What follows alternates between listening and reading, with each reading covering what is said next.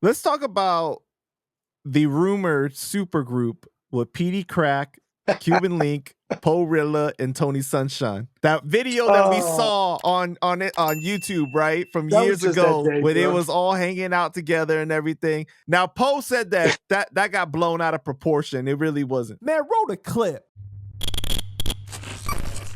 That I think you're referring to that day. You seen the footage of me, Petey, Tony, Cuban, Lil Ito, Right. We were in the Bronx one day, and we did a record and we shot a video for it. And yeah, we was talking about doing more stuff, you know what I'm saying? But just never came to, you know? It did. It definitely got blown out of proportion. It was just us fucking around that day. It wasn't nothing. I don't think it was nothing. There was no super group. Not that I know of. I don't remember that. I mean, at that time, I'm gonna be real. Cuban and Tony was still. It was weird, bro. It was weird, bro. It was a weird, you know. Cuban was on his best behavior as a favor for somebody else. I'm be honest with you. He still had a lot of built-in anger, but when they were working together, you would see the big brother looking over the little brother type. You know what I mean? Like, do it like this, twin. Look it like this. All right, twin. All right, twin. And you could see the chemistry that they had. Is just, I think there's just a lot of time, a lot of things have gone by, and I think they just never resolved the issue from the beginning. I think they just try to patch it up and move on, but they never go back to the root of what the problems are. You know what I'm saying? You know, Cuban felt a certain way, you know, and then they would start arguing or whatever, and then Cuban's like, yeah, you got robbed from my chain, or, you know, there was certain. Oh, you witnessed these arguments happen? A couple of them, yeah. They was in my studio because that's where they were recording at, and then after that, it was in the Bronx recording in what's his name? Danny Loco's studio. That's where we was at the day of that video shoot.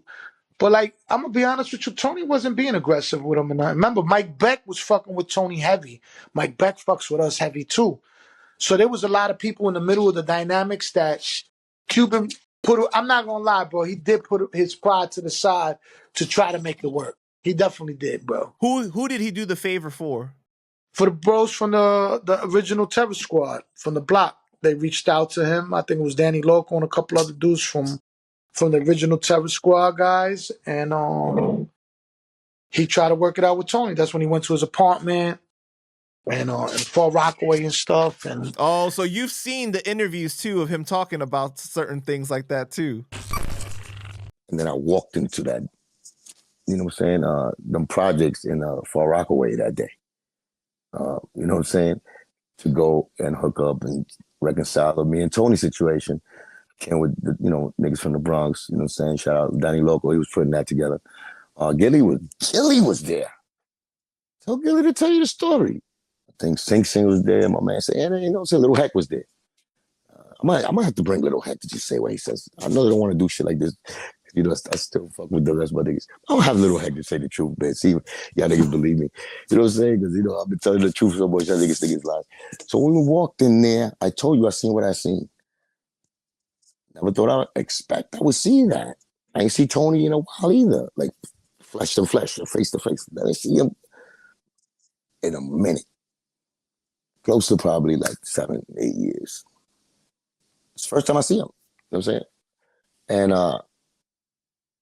I walk in the house, project, straight up, roaches around, you know what I'm saying? Kids going crazy, you know what I'm saying? Like 5 of them running around with Pampers. She's trying to put one baby to sleep in her arms, you know. And that's when I first looked. And I look like that, and then I look down on the couch, I see Tony with no shirt on, whatever, almost naked, but he got, you know, some shorts.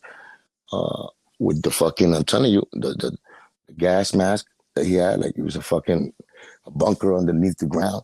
He was. So you said that they both were on something, right? Let me tell you the story, giving you the visuals.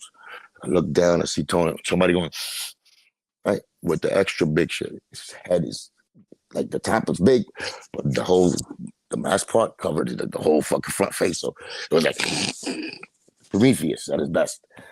Little baby, a little baby like that, like I told you, preemie or whatever it was. She was baby. Then he had the baby. This shit looked like something out of a science fiction movie.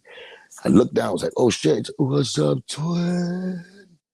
Like with the extra, I'm gonna die face, I'm about to die, but I don't know if, you know what I'm saying? So I'm like, oh shit, damn. I was like, what's up, baby? How you doing? I felt sorry for him. So I was like, what's up, my nigga? How you doing? What's up, man? What you doing, man?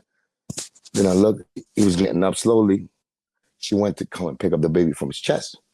So when she came, she was like this, like that. And I was like, hey, how you doing? Like that. I was trying to be courteous and humble. When she looked, she went, hi. And when I looked, I was like, shot him. Jesus Christ, this is this motherfucker from back in the days, he smileys. I ain't saying nothing. I was like, oh, okay. Tony's still getting up, whatever. He got up, he was like, what's up, my nigga?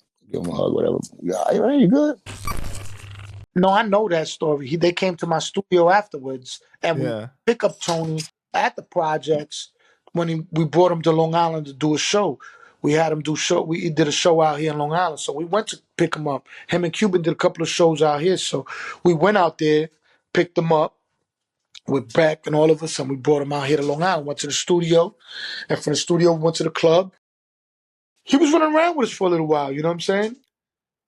So when did you get to see when they ultimately separated for good? No,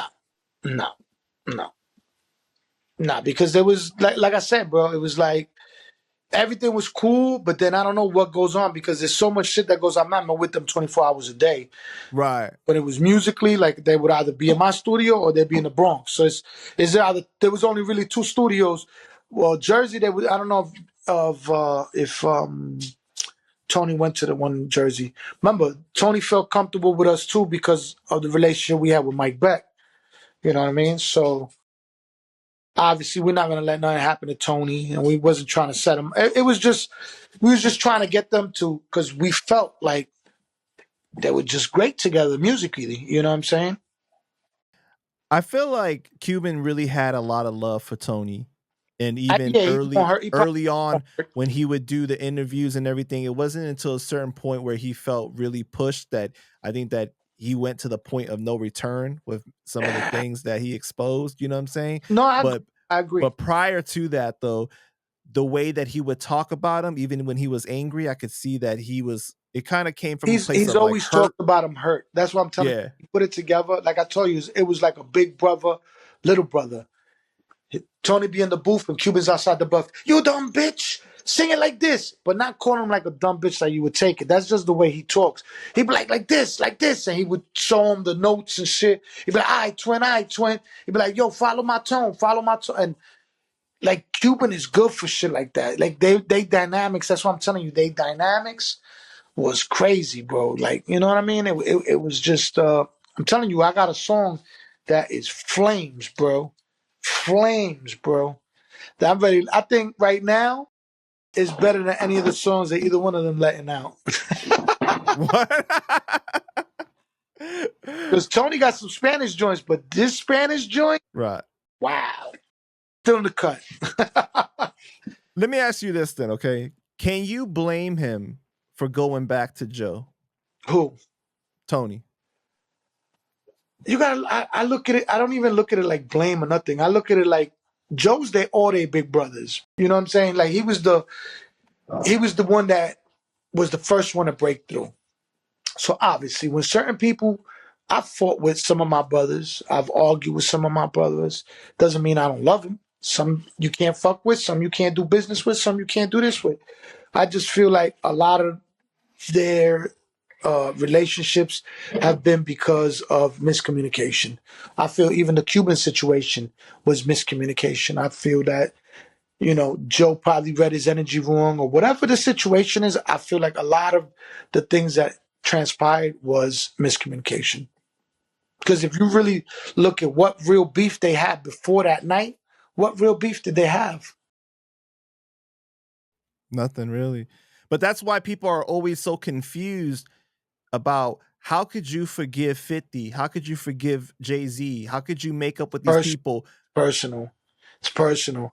Yeah, but Jay-Z and 50 did some personal stuff to him too, though. Different, bro. They ain't run together, bro.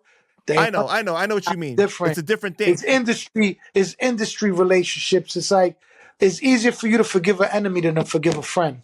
Right. You I know what I'm get you. saying? Like they were all family, you know what I'm saying? And we don't really know what really went on amongst them, you know what I'm saying? Like we're on the outside of things, you know what I'm saying?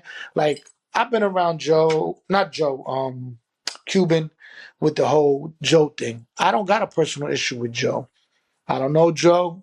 You know, I know Joe had issues with my bros back in the days, but I don't personally know Joe, so I can't speak about Joe. You know what I mean? I don't know him. We've bumped into him in certain spots, but it is what it is. You know what I mean? But I don't know. I think it's personal. I think it's hard. Like I said, I think it's just harder to forgive a friend than it is an enemy. That Right. 50 shit is like, let's see if Joe and Irv Gotti ever forgive each other. I don't think they'll ever forgive each other because they were family. Oh, you bringing up Joe and Irv Gotti situation because of the I'm whole just sucker making thing? an example. Like you see how they were family. Right. They can't that they were family. Like that was but I don't think they'll ever forgive each other because they already moved. Once you're a friend and you do certain things, it's hard for you to forgive that. Like an enemy does something, you take it like, oh, he was playing chess. But when a Right. friend does that shit, Like you should know better. right. Like So I that's got you. why I I think got you. none of them. I don't think Joe and Cuban will ever squash that. Even if I they don't think so wanted to, either. I don't think so. Him and Tony, bro, them dudes is like fucking little brothers always fighting with each other, bro. Like, you know, like the little kid that throws the rock and be like, nah, nah, nah, nah, nah. Right. Yeah, I mean, their relationship is different, bro. Like, I look at it like Joe, like Cuban raised them.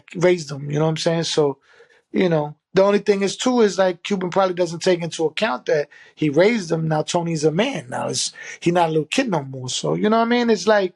I see what you're saying because sometimes it's hard for the big brother to see that the little brother is not so little anymore. Right. And that happens to me a lot. I'm not going to say because I look at bros I raised up. I was like, oh, that's my little.